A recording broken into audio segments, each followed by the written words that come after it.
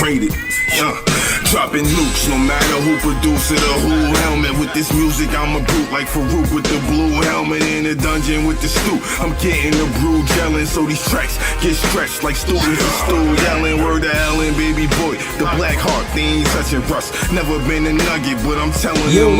Yo, welcome to the Podcast for Champions with your host Brian Poole and co-host Roger Thomas. Roger, tell the people what's up. Man, glad great stuff going on, man. Glad to be back for another episode. Hope y'all staying subscribed, tuning in to what we got going on. We got NXT, we got Hell in the Cell, we got WWERAW. Hell in the Cell. So, you know, a lot of happening in Hell in the Cell. They went over into the Monday Night Raw. Me and Roger planned on giving you guys an exclusive aftermath episode of the review of the pay-per-view. My black ass fell asleep right before the main event.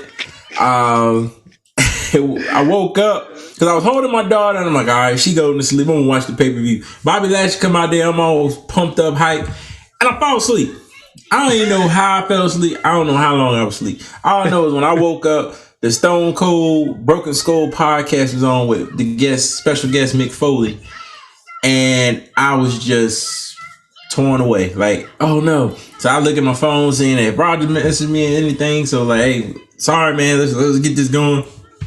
He's like, little one up. Wait till another day.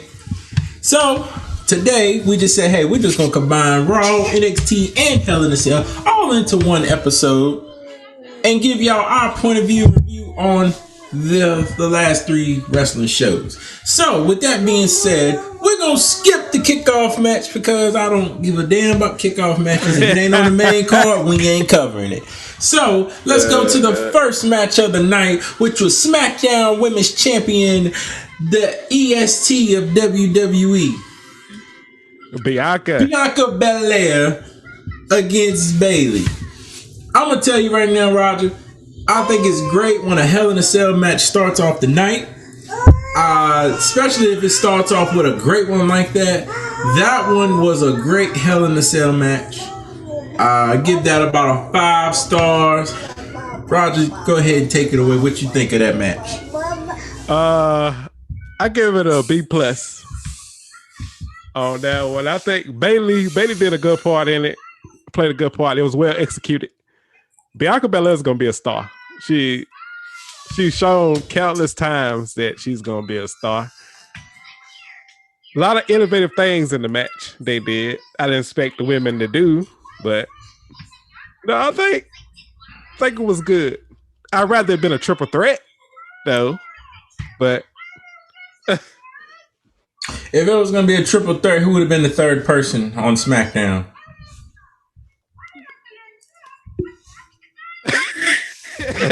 You gotta look at me like that. I'm waiting, because you said, I just wish it was a triple threat. Like, okay, I wish Sasha was back.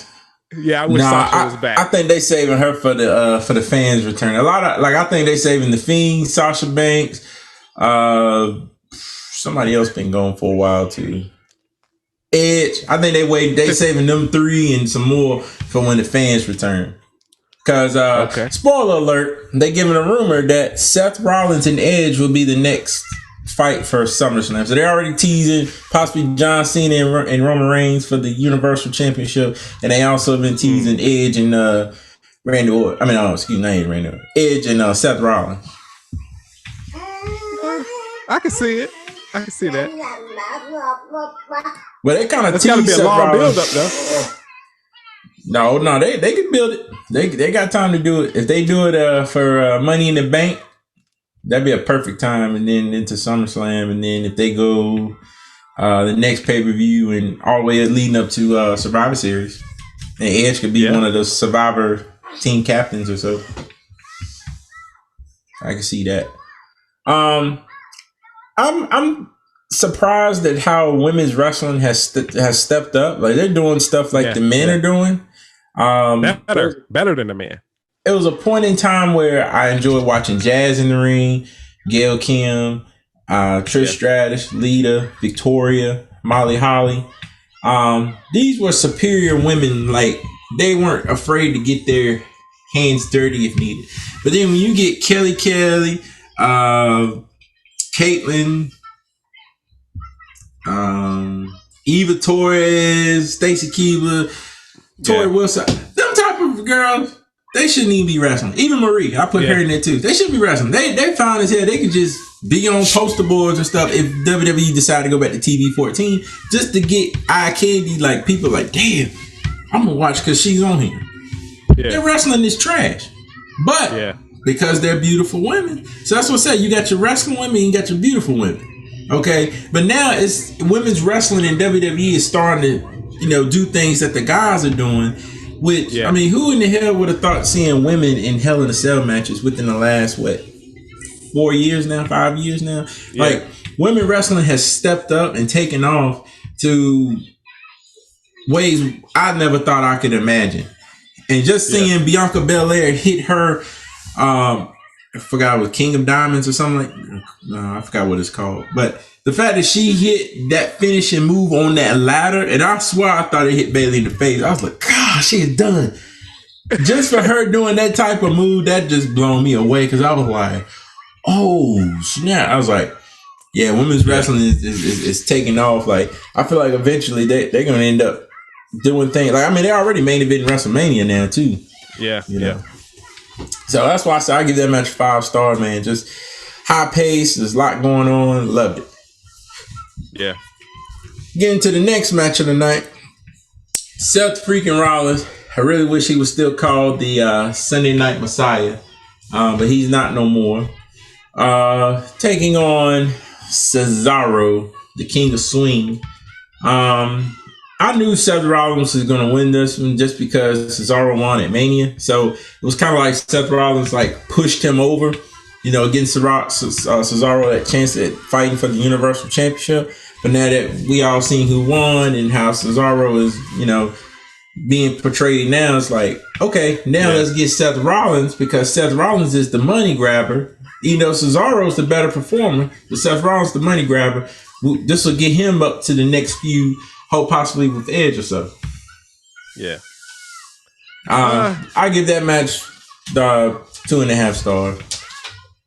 Seth Rollins pulled 2.5? 2.5, because Seth Rollins did some heel portrayed stuff that got him the booze and stuff.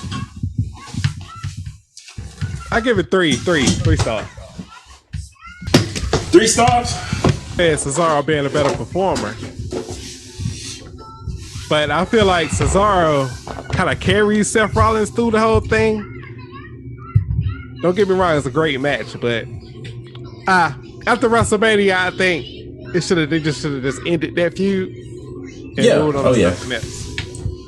Yeah, exactly. And even at the end of the last pay-per-view, WrestleMania Backlash, like, Seth Rollins came out there and teased Roman Reigns. Like, it was a quick tease, like, oh shoot, this the next person up for it. Like, okay, but then I got the thing, and I said, okay, Roman ain't going face no time soon. And Seth Rollins is a better heel than he's a face. I'm sorry, like, I love the jackass Seth Rollins.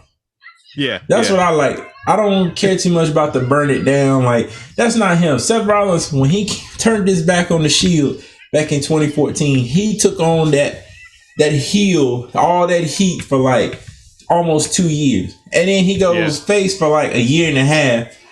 But it's like some people are just better off heels. Like, even The Miz, like, The Miz tag teaming with his dad and Shane McMahon. Like, no, Miz need to be a heel. That's what he portrayed. That's what I remember him as. That's what I want him as. So some people just stuck, needing to be heels than being face. And some people who become face, become heels, either kill it or they trash. Right. Like Cesaro, like Cesaro's a great face. He's not a good heel. Nah, he will never be a great heel. Like, Sheamus carried the bar. I'm sorry. He carried the bar when they were heel. Yeah. Because Sheamus is a better heel than a face. Like, he's the United States Championship. He's the United States champion. He's a great heel. He beat John Cena. Like when he beat John Cena, everybody was like, "Who the hell is this?" Like, just carry top head, dude. Like, Sheamus, man. Then he switched his hairstyle, and they was to call him ugly and stuff like that. You so ugly. You so ugly. Take that. So the next match, your girl, Alexa Bliss, Shayna Baszler.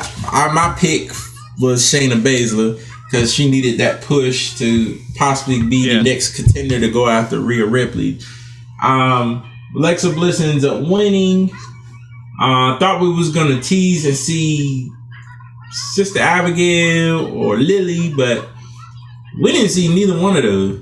But we did see the fact that I remember a few episodes ago you said that she's gotten to the point where she can manipulate and she can control you just by making eye contact. So the fact that what she did to Reginald back on 2 weeks ago on Monday Night Raw, then what she did to Nia Jax this past Sunday, and it reminded me of what she did to the Fiend at Mania when she did like this, whatever. So it's like they was transferring souls or powers or whatever, but he made eye contact with her. Yeah. I mean, I give the match a 1 star, but I wouldn't even give it past that because I mean the whole gimmick is getting old now. It's not really, how can I say it, like attention grabber anymore. Because we know where it's going. She's gonna make eye contact with you. She's gonna transform you somehow. But after that, what else is there? I mean, even Randy Orton hasn't been the same. Nah. Like he been teasing, like he wants to throw his hand up behind Riddle, but then it's kind of like, like he's been weird too. I'm waiting on that RKO though. I know it's coming. I think it's coming at Money in the Bank. I think it's coming Money in the Bank. Money in the Bank is gonna happen. But I get that match a 1 star. The only reason, well, actually I give it 2 stars. The reason why I'm giving it 2 is because we haven't seen Alexa Bliss actually have a match in a while. So just seeing her back in the ring, able to do her finishing move off the top rope, just to see her get a few cheers and boos and stuff like that, I liked it. I just hope this doesn't put on another hiatus, whether it's still a storyline with her and Baszler, or if she's going after. I mean, she's in the Money in the Bank now, so I'm thinking that she's gonna end up winning because she's gonna make eye contact with someone, and someone's gonna drop the briefcase down below, and she's gonna grab it. That's what I'm thinking is gonna happen, which would be cool, but I mean, it's gonna piss some people off. Yeah, I get that about 2 stars. So, next match on the card, Sami Zayn, Kevin Owens. We've seen this match numerous times. Seen it on NXT, seen it on SmackDown, seen it on Raw. See it again at WrestleMania, and then turn around and see it 2 months later at Hell in a Cell. And this time, Sami Zayn wins. It's only so much you can keep doing this. I mean, so many times you can keep doing this. It's like they're running out of ideas on SmackDown.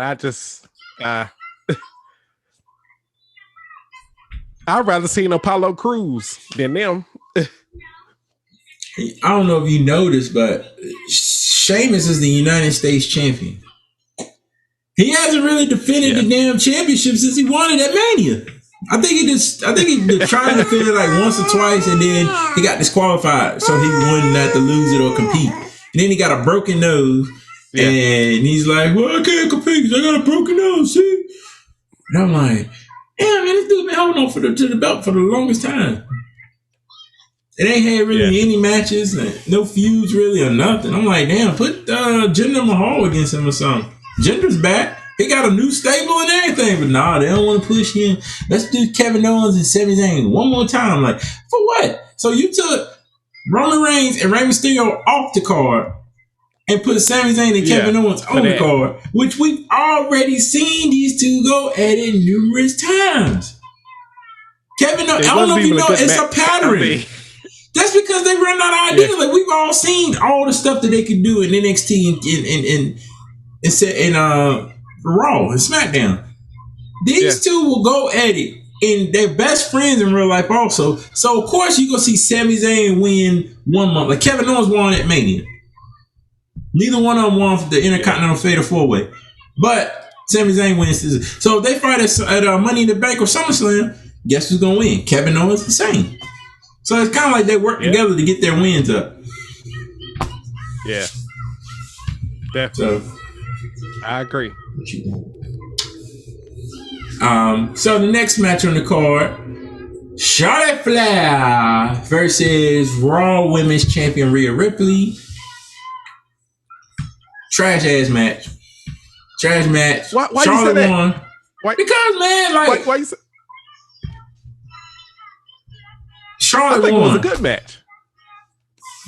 It ain't a good match. It's the match. The ending was good. The ending was terrible. No, the ending was good. But I don't know, man. It just I ain't like it. I ain't like the match. All the endings was terrible on the card. I said that. No, not all of them. Not all of them. Just that match and damn Sami Zayn and Kevin Owens. Yeah, I didn't like that match. I'm not even gonna go in detail with it. Lashley and McIntyre, great match. It didn't beat the women's SmackDown Championship match. Lashley and McIntyre, give it 4 stars. I gave it 4. Great 4 match. and a half. Great match. MVP got involved. It was great to see him get involved and put his little 2 cents in. Kind of doing what heel managers supposed to do. Lashley's been taking a lot of ass whoopings lately, though. Yes, he has. He's taking a lot of ass whooping. MVP took a mean Claymore. I said, good job.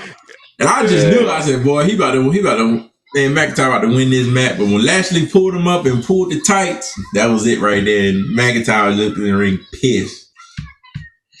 But how do you end the match like that, though? I don't understand. I don't like it. What, a roll up? Yeah, and pulling the tie. I understand he's a heel, but come on.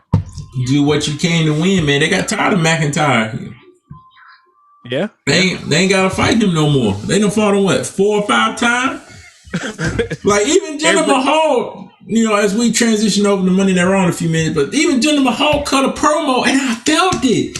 He was like, how this man McIntyre get 4, 5, 6 different championships, but the modern day Maharaja hasn't gotten one. He was like, if anything changes, I was like, oh shoot, he about to enter into the Money in the Bank. The way he said that, he said, if anything changes, can the men, and it was kind of like, yeah, we'll work out some. So he kind of gave that little look. So I said, okay. So I feel like, so next week they made a triple threat between AJ Styles, Randy Orton, McIntyre. So I said, what if the modern day Maharaja come in there and screw McIntyre? Builds up a feud. Mahal gets on the card. Hey, I like it. I can see it now. 3, 2,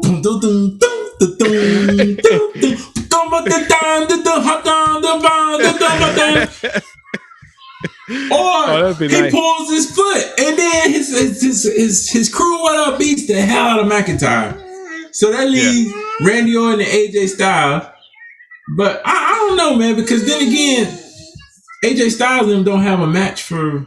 Well, now Riddle's in the thing. I think AJ Styles will get in there because Riddle gonna come back down there again. Orton gonna get pissed off, and Orton gonna screw. Nah, he gonna wait. I don't know. It's coming though. It's coming, but I think it's gonna happen. I think it's gonna happen at Money in the Bank. I think Riddle gonna come up there and be like, Randy, and Orton gonna hold the ladder for him, and then probably climb up there or let him go or whatever, and be like, RKO him right off of it or something. Yep. Yeah. It's gonna be a good match though, I think. I think the Money in the Bank gonna be good. Oh yeah. Yeah. But the whole pay-per-view and all, Hell in a Cell, I give it a B+. B+. I give it a B. I give it a B. Yeah. It's like WWE hit and miss with pay-per-views now. Like they hit and miss. Like WrestleMania was amazing. Royal Rumble was amazing. But then like WrestleMania Backlash, I didn't like it, but it was okay. But then like they made up for it with Hell in a Cell. I mean, hell, you get Bianca and Belair and Bayley, great match. Bobby Lashley and McIntyre, great match. Yeah. Seth Rollins and Cesaro, it's just straight. Iffy. We get to see Alexa Bliss on the card fighting again. So and her and Shayna went at it for a while. So you kind of seen Shayna whooping her ass and her whooping her ass and all that. So I mean, I still don't understand what direction they're going with Baszler or Alexa, but hey, it works. I think Baszler should go back to NXT, or she deserves a push, a major push. Yeah, but she ain't got her girls no more, man. They got fired. So it wouldn't work. It wouldn't work out unless they use her as like a badass. I think the only person on the main roster that should go back to NXT is Asuka, because she can have a great match with Io Shirai. Yeah. Just as long as she take all that stuff off and be like, no one's ready for Asuka. So you don't think Baszler and Raquel would work? Yeah, they would work too. Yeah, they would work.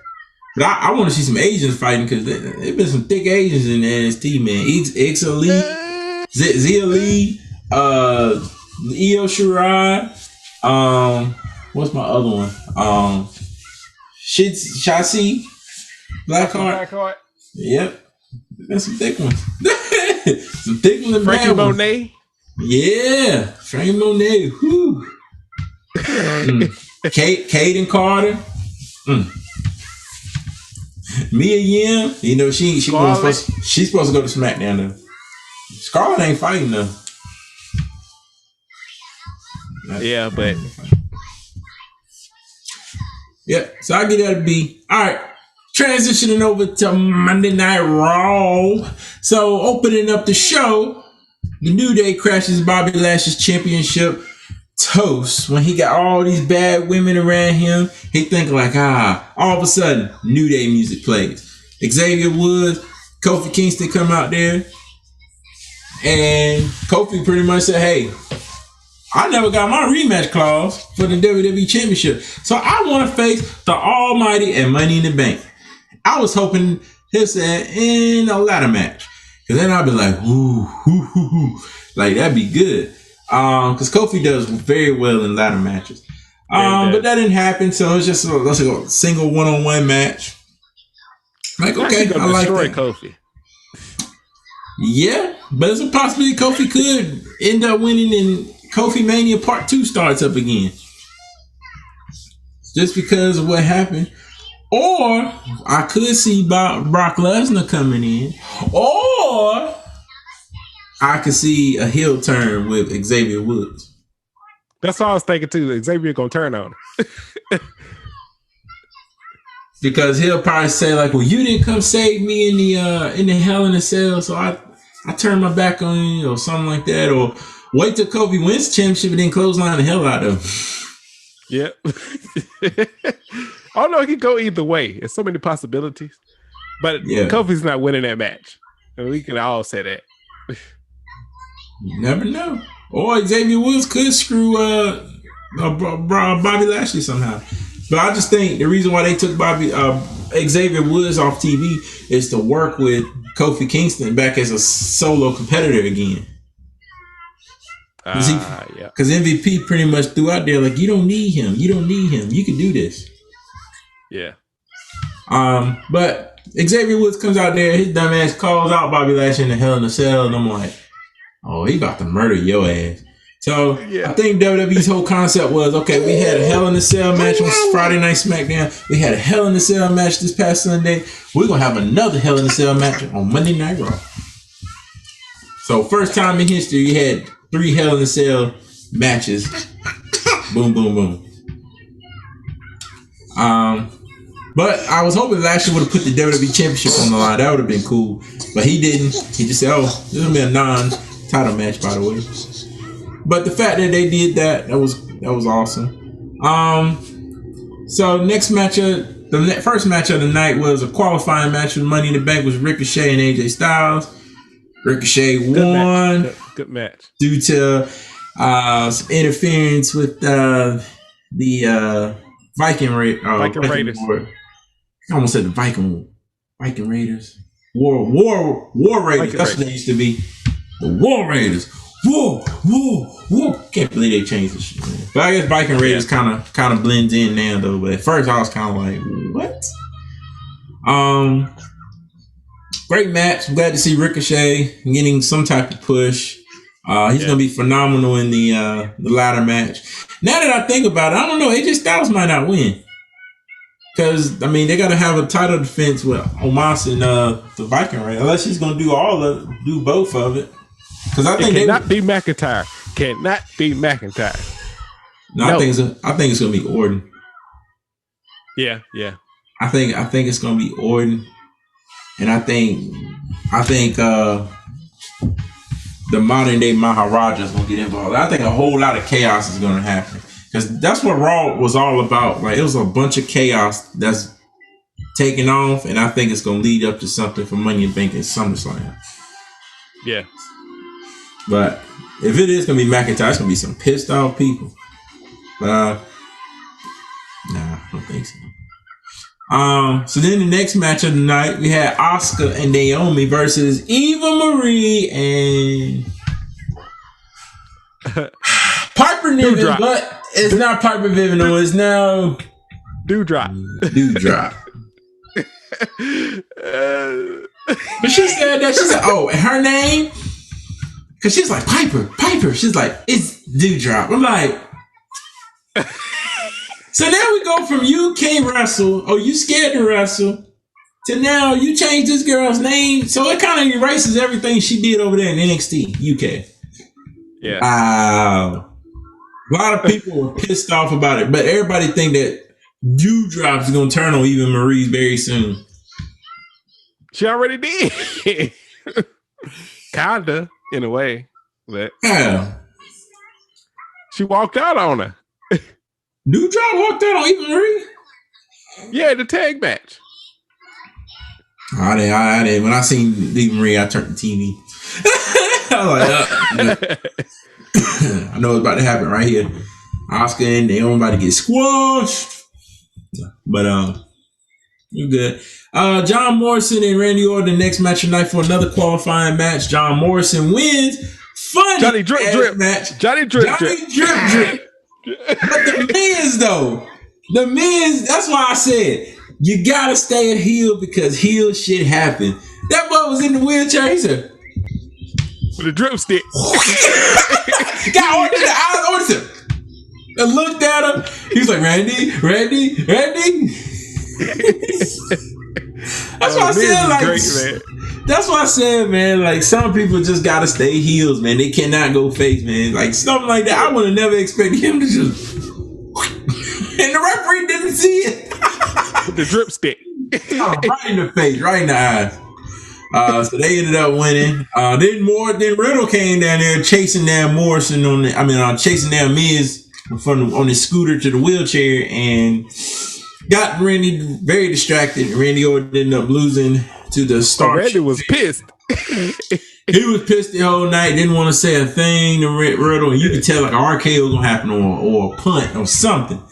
But I think Orton is just waiting for it because it's gonna happen. Next match of the night, another qualifying match for the women's ladder match. Alexa Bliss and Nikki Cross versus Shayna Baszler and Nia Jax. Nikki Cross believes that she is a hold on. She believes she's a superhero because she beat Rhea Ripley and Charlotte Flair.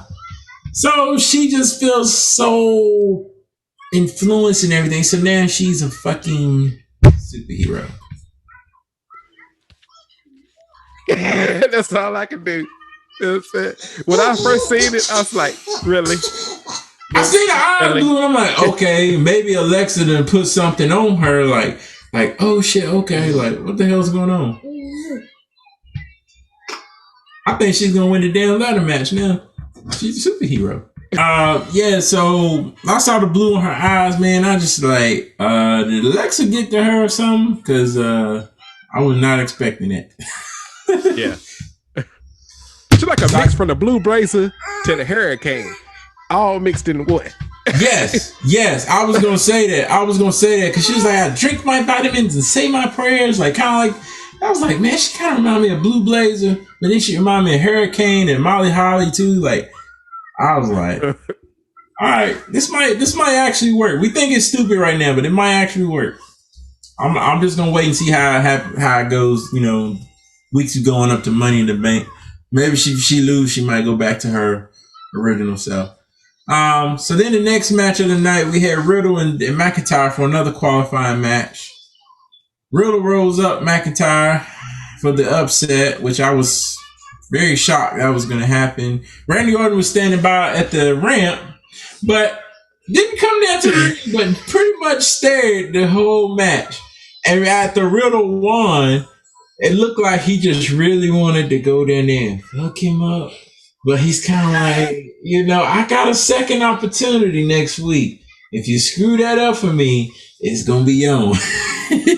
Because I didn't come down there and mess with you during your match, but you come mess with me during mine. Yep. So, like I said, I mean, I don't know how they're going to do this triple threat. Like, I don't know who's going to win. Like, McIntyre can end up winning, you know, but I just feel like with that promo, I won't say Muhammad Hassan, but the promo that Jinder Mahal put out, man, I just have a feeling he's going to screw McIntyre.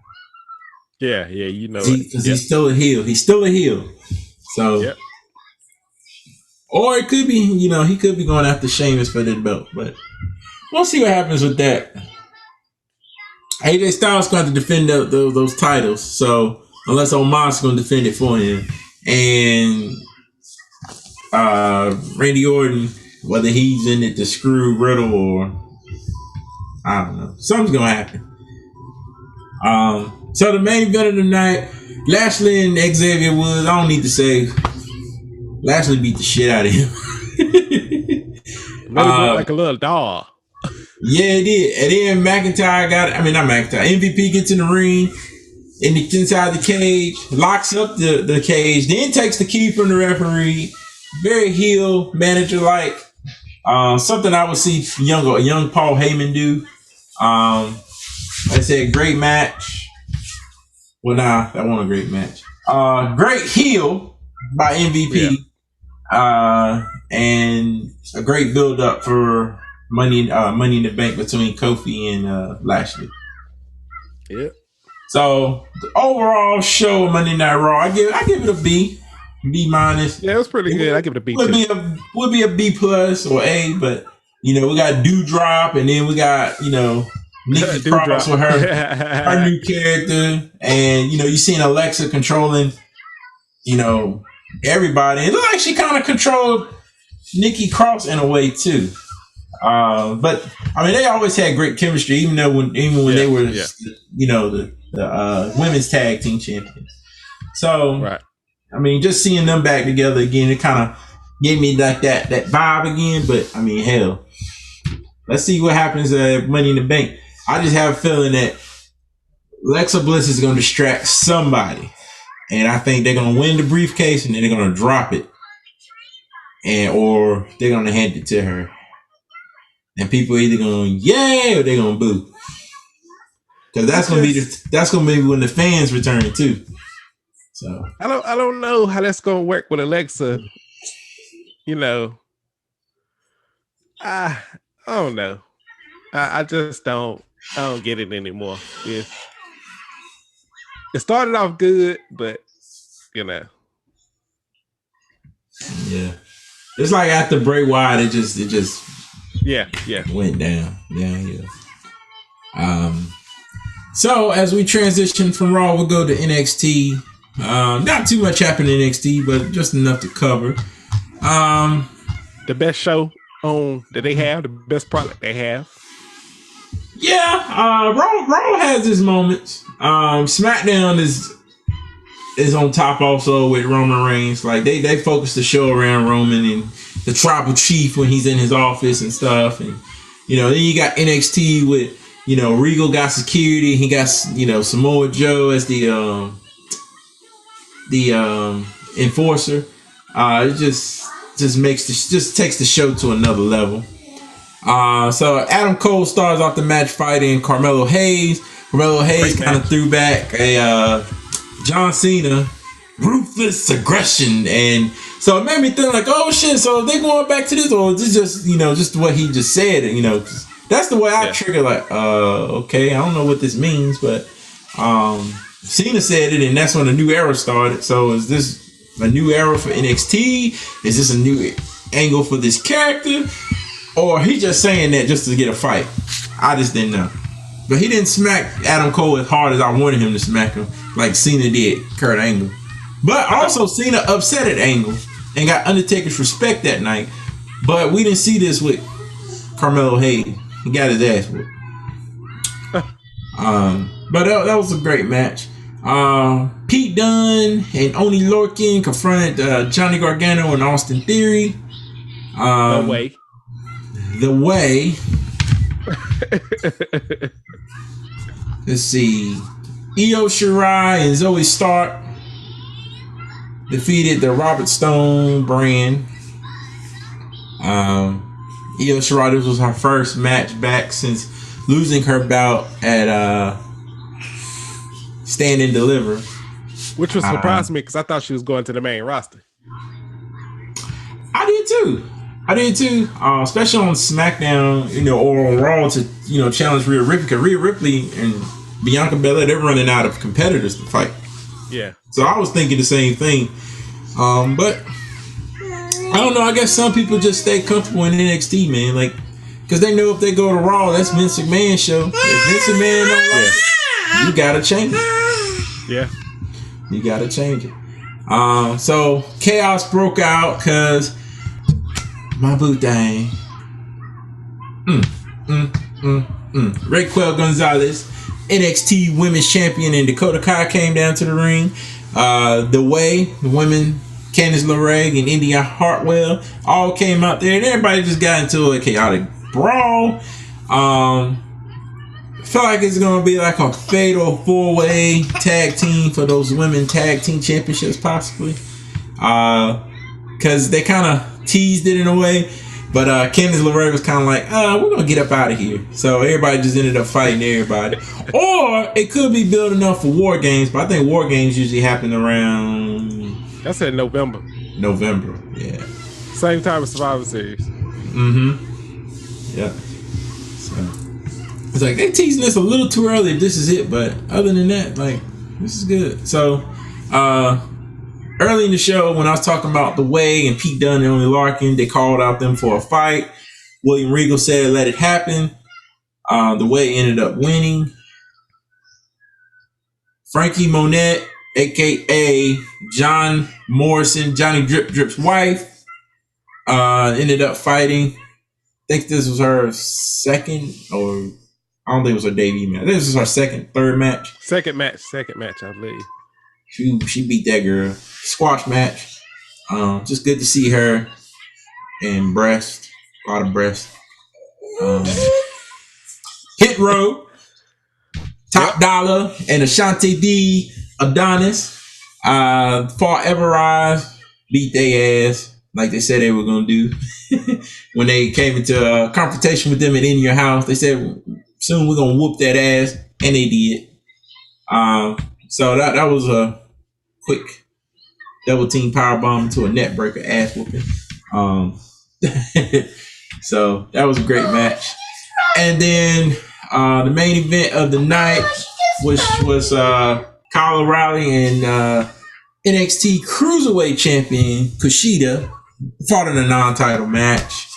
Match of the night, probably one of the best NXT brand matches, besides, on TakeOver. Besides on TakeOver.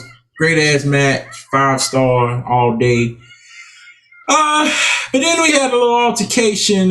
So Adam Cole comes out there, and him and Kyle O'Reilly get to fight, and they're building up for their match. I think it's next Tuesday or in 2 weeks. They're fighting at the Great American Bash. It's Great American Bash, yeah. Yep, on July 6th. So make sure y'all check that out exclusively on the USA Network. Kushida's in the ring, trying to catch his breath and grab his title. 3 hooded guys come out there, start whooping ass. But then I see Malcolm Bivens. So I'm like, okay, this can't be good because he's a heel. He's a heel manager. Who does he have? Hood comes off. It is Tyler Rust. Some other guy I never seen before, but he looked familiar. And the leader of the group, Roderick Strong, who used to be in the Undisputed Era. So it's a new Undisputed Era, basically. Possibility, but this brand, this stable is called the Diamond Mine. That's M-I-N-E, not M-I-N-D. The Diamond Mine. And Malcolm Bivens is the manager for this stable. Hopefully this stable works out, because I don't know if you know, but Bivens been in WWE for quite some time, especially on the NXT brand, and every stable that he gets underneath, it doesn't last long. Like I remember last year during the pandemic, he had like some Samoan type guys. I don't know what, I think, no, I'll take that back. I think they went to, I think them the 2 new guys in Mahal's stable now. Yeah. So it's like the stable don't last long underneath him, but then they go to the main roster or they go to see better things. But this one I think might actually work out because, like you said, it does kind of look like a young Undisputed Era. But it's good to see Roderick Strong back. Haven't seen him in quite some time after the Undisputed Era breakup.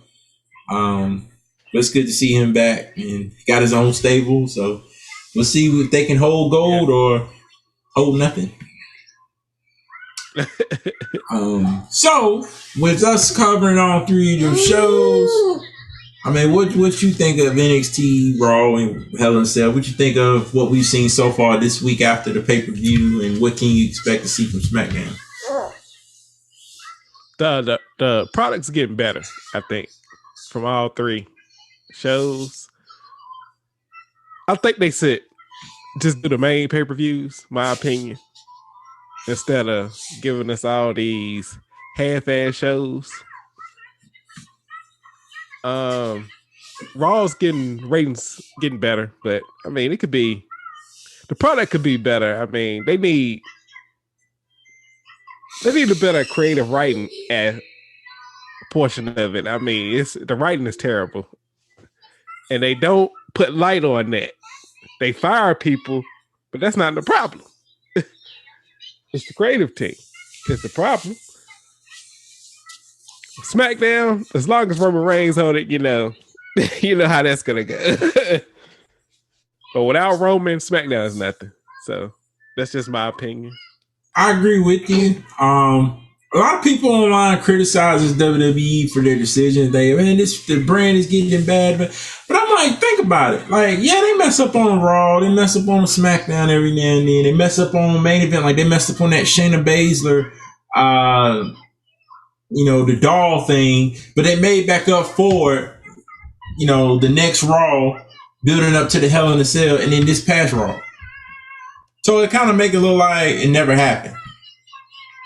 So It's like with the pay-per-views, the matches are a little bit longer, so it's not too many squash matches like it been like 7 minutes, 8 minutes. Like some of these matches are going on at least 9 minutes or more, which 9 minutes, 8, 9, 10 minutes up is like an average match. But I think it's a waste of time for someone to come down to the ring. Their entrance is on like 2 minutes long. The bell ring, they get hit with a few moves and the match is over. I honestly expected that for the Alexa Bliss match. I thought the Alexa Bliss match was going to be a squash match. I really did. Yeah. But no, they went on for a good amount of time. But a lot of that could be just to fill time. Well, they actually went on for 7 minutes. So, I mean, that's what I'm saying. Like, until the pay-per-view card, like Bianca Belair went on for almost 20 minutes. Seth Rollins and Cesaro went on for like 16 minutes. Alexa Bliss went on for 7. Sami Zayn and Kevin Owens 12. Charlotte and Ripley 14. Bobby Lashley and Drew McIntyre 25. So SmackDown minus the you know, the Rey Mysterio and Reigns minus all their commercials, that match went on for about 15 minutes. Yeah. So that's what I'm saying. Like it's an average. Like if you got 7 minutes and up, that's an average match to me. But if a match is like 4 or 5 minutes long, it's BS. And WWE, I don't know if you noticed, like on Raw and SmackDown, yes, do that. I mean, Goldberg squashed people like within like 2 or 3 minutes. That's a squash. Like that's supposed to happen. But on a pay-per-view, it's not supposed to happen. Not supposed to happen. So I feel like WWE is getting better with that. Now, as far as Brock Lesnar teasing possibly maybe coming back, I'm hoping that if he does come back and fight Lashley, which everybody's hoping to see at SummerSlam, don't let it be a squash. I know Lesnar, when it comes to matches, he let matches go along, but it all goes by how he likes that person. Like if he likes that person, he tell Vince, I want a match with him. That match will go on for quite some time, and it'll be good and interesting. But if Lesnar don't want to fight him, you can tell because the match is different. He'll suplex the hell out of suplex. F5, that's it. Yep. Like I don't think he was a fan of Kofi, so he got in there. It was just a quick squash, and I'm like, damn, one F5 is all it took to end Kofi Mania. Well, that's about right. I mean, I don't like how they did Kofi, but you gotta. I'm just happy to see him get a rematch for the championship again. Yeah, with 2 black people, 2 black guys. We ain't gonna get 2 black champions. We already got a black WWE champion and a black women's SmackDown champion. That's all we gonna get, and we got Intercontinental. But we ain't getting no more. And R-Truth, I guess he's still 7'11", 4'11". That's the label stuff. Right. I wonder if he's still champ. For everybody that didn't know, SummerSlam is on Saturday this year. 2-night event? No, it's just one night. It's Saturday, 21st. Okay. Why? I don't know. I don't like that, Roger. Do the Raiders have a game that Sunday? That could be the only reason why.